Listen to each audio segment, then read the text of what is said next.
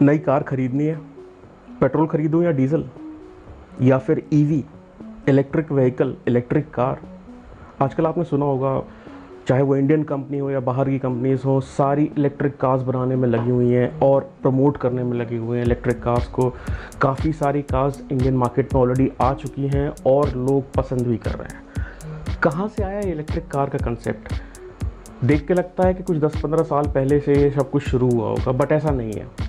Electric car का जो पहला प्रोटोटाइप बना था या पहली कार बनी थी या पहली व्हीकल बनी थी, वो आज से 100 साल पहले बन गई थी। आइए देखते हैं हिस्ट्री क्या है इलेक्ट्रिक कार्स की, इलेक्ट्रिक व्हीकल्स की। कहाँ से आया ये कंसेप्ट इंसान के दिमाग में, जहाँ केवल पेट्रोल और डीजल था, और किस तरह से अब ये मार्केट में बूम लेके आने वाला है। Let's find out. नमस्कार, सलाम, माय नेम इज़ रोहित और आप देख रहे हैं सार स्क्वायर स्टूडियो। स्वस्थ रहें, मस्त रहें, मेरी यही कामना है आपके लिए। तो हम बात कर रहे हैं इलेक्ट्रिक कार्स की। तो इलेक्ट्रिक कार्स कहाँ से आई है, पहले हम हिस्ट्री जान लेते हैं। इलेक्ट्रिक व्हीकल का इन्वेंशन आज से 100 साल पहले हो चुका था।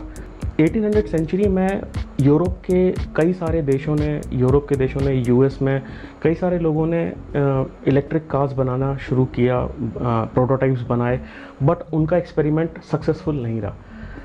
सक्सेसफुल एक्सपेरिमेंट आया 1890 में। विलियम मॉरिसन करके एक केमिस्ट था जिसने अपनी एक इलेक्ट्रिक कार बनाई जो कि 6 सीटर कार थी, और उसकी जो मैक्सिमम स्पीड थी वो तकरीबन 14 माइल्स पर आवर थी। तकरीबन 22 से 23 किलोमीटर प्रति घंटे के हिसाब से चलती थी वो गाड़ी, लेकिन ज़्यादा दूरी तय नहीं कर पाती। But that was the first electric car जो बनाई गई। और उसके बाद कई सारी कंपनीज़ ने गाड़ियाँ बनाना शुरू की, और 1900 सेंचुरी तक आते आते फोर्ड एक ऐसी कंपनी थी जिसने सबसे पहले इलेक्ट्रिक कार मार्केट में लॉन्च की, लेकिन वो ज़्यादा सक्सेसफुल नहीं रही। फिर भी फोर्ड ने तकरीबन अगले 20-30 साल तक वो कार बनाई और बेची। लोगों ने ज़्यादा ध्यान नहीं दिया, क्योंकि ये इस कार में जो सबसे बड़ी एक ड्रॉबैक था वो था कि इसको चार्ज करने में काफ़ी टाइम लगता था, और इसकी जो रनिंग कैपेसिटी थी वो बहुत कम थी, और इसका माइलेज भी कम था। बट ऐसा नहीं है कि सीधा इलेक्ट्रिक कार्स आना शुरू हो गई मार्केट में। पहले हाइब्रिड कार्स बनाना शुरू किए इन लोगों ने। हाइब्रिड कार्स होती थी जिसमें कि पेट्रोल भी, मतलब जो फ्यूल है पेट्रोल या डीजल वो भी लगता था, साथ साथ में बैटरी यानी इलेक्ट्रिसिटी से भी वो गाड़ियाँ चलती थी, जिनको हम हाइब्रिड बोलते हैं। जैसे जैसे गाड़ी आगे बढ़ती थी वो बैटरी चार्ज होती जाती थी, और उस बैटरी से गाड़ी के काफ़ी सारे इक्विपमेंट्स ऑटोमेटिकली काम करते थे, जिससे कि फ्यूल लगना कम हो जाता था। इनको हम हाइब्रिड कार्स कहा करते थे या हाइब्रिड व्हीकल्स कहते हैं। तो फ्यूल के बाद वो हाइब्रिड पर आया, और हाइब्रिड के बाद इलेक्ट्रिक व्हीकल्स पर आए। तो 1900 सेंचुरी शुरुआत में फोर्ड पहली कंपनी थी जिसने पहली इलेक्ट्रिक कार बनाई, कमर्शियल कार बनाई, जो लोगों ने इस्तेमाल करना शुरू की। और इन्होंने उस कार के साथ साथ कुछ इलेक्ट्रिक कार्स बनाई टैक्सीज के लिए, कमर्शियल पर्पस के लिए। अच्छा ये हुआ कि जो ये इलेक्ट्रिक कार्स कमर्शियल पर्पस के लिए इन्होंने बनाई और लोगों ने प्राइवेट कार्स खरीदी, ये बहुत ज़्यादा कॉमन हुई और बहुत ज़्यादा पसंद आई फीमेल्स को, क्योंकि ट्रांसमिशन का इसमें कोई भी लफड़ा नहीं था, गियर चेंजेस का एंड ऑल, सिर्फ एक स्मूथ ड्राइव थी। फोर्ड को देखते हुए काफ़ी सारी कंपनीज़ ने अपना प्रोडक्शन शुरू किया इलेक्ट्रिक कार्स बनना शुरू हुई, लेकिन धीमे धीमे इसका जो क्रेज़ था वो कम होता गया। क्रेज़ कम होने के पीछे जो वजह थी वो वजह थी कि इस गाड़ी को चार्ज करने में काफ़ी टाइम लगता था, और ये ज़्यादा दूरी तक नहीं जा पाती थी। एक पर्टिकुलर किलोमीटर्स जाती थी और फिर से इसको चार्ज करना पड़ता था, और चार्जिंग स्टेशन उस समय नहीं हुआ करते थे। लोग किसी के घर पर या किसी के गैराज में ही चार्ज करते थे कार्स को। अगले 20-30 साल तक कुछ ऐसा चलता रहा। इस तरह से प्रोडक्शन धीमे धीमे चलता रहा, लोगों को पसंद भी आया। बट 1970 के बाद ऑयल क्राइसिस आई। ऑयल क्राइसिस जो अरब से हमारे पास या फिर दूसरे देशों में ऑयल जाता है, एक ऑयल क्राइसिस आई। उस ऑयल क्राइसिस को एक अपॉर्चुनिटी बनाया गया, और उस अपॉर्चुनिटी के बाद ही इलेक्ट्रॉनिक व्हीकल्स का प्रोडक्शन ज़्यादा हुआ, वो रिफाइंड हुए, ज़्यादा किलोमीटर्स की रेंज आई, अच्छी बैटरीज आई, और 1970 के बाद ये एक बूम आ गया कि जहाँ पे ऑयल क्राइसिस थी, तो ऑयल क्राइसिस को मिटाने के लिए इलेक्ट्रॉनिक व्हीकल्स का यूज़ किया गया, and it was a great success. General Motors एक ऐसी कंपनी थी जिसने कुछ टाइम तक ये जारी रखा, बट 2000 सेंचुरी आते आते जनरल मोटर्स ने भी प्रोडक्शन बंद कर दिया इलेक्ट्रिक कार्स का।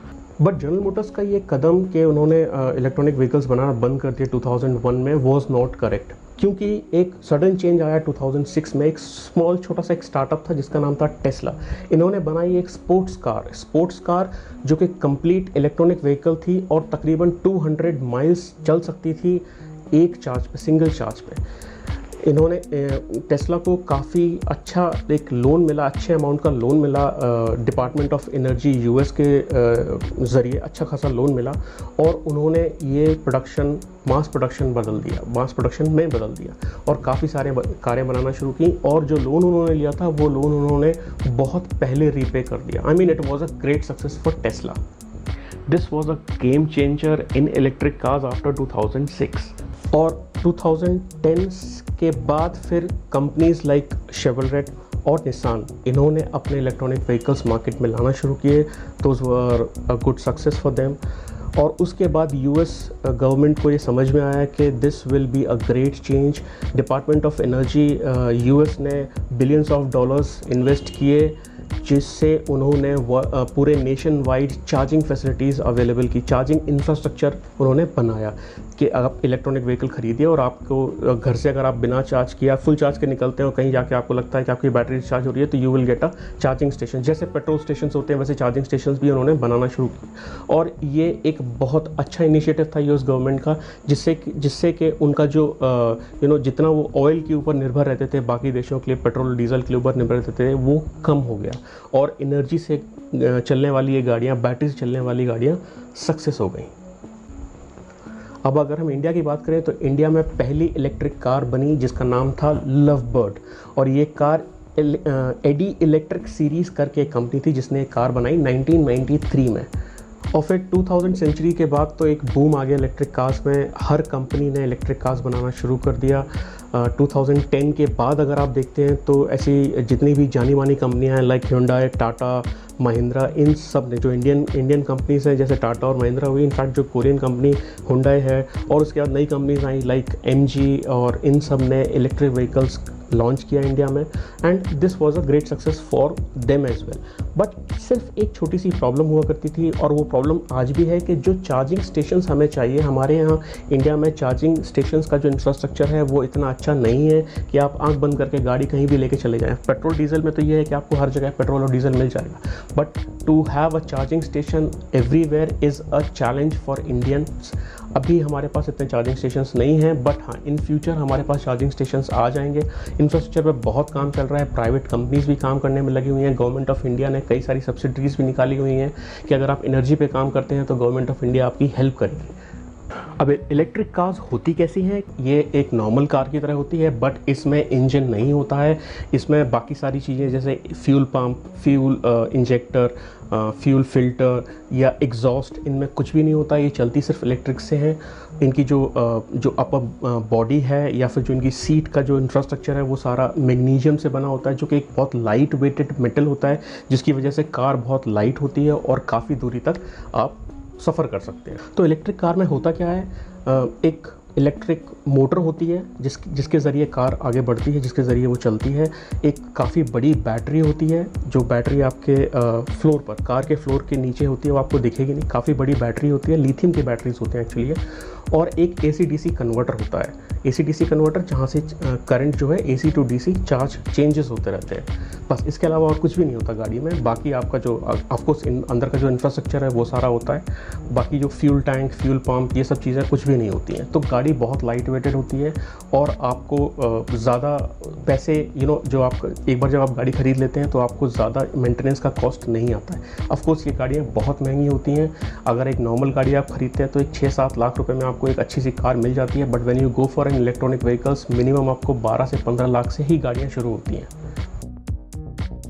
तो आइए देखते हैं कुछ चुनिंदा कार्स इंडिया के अंदर जो अवेलेबल है।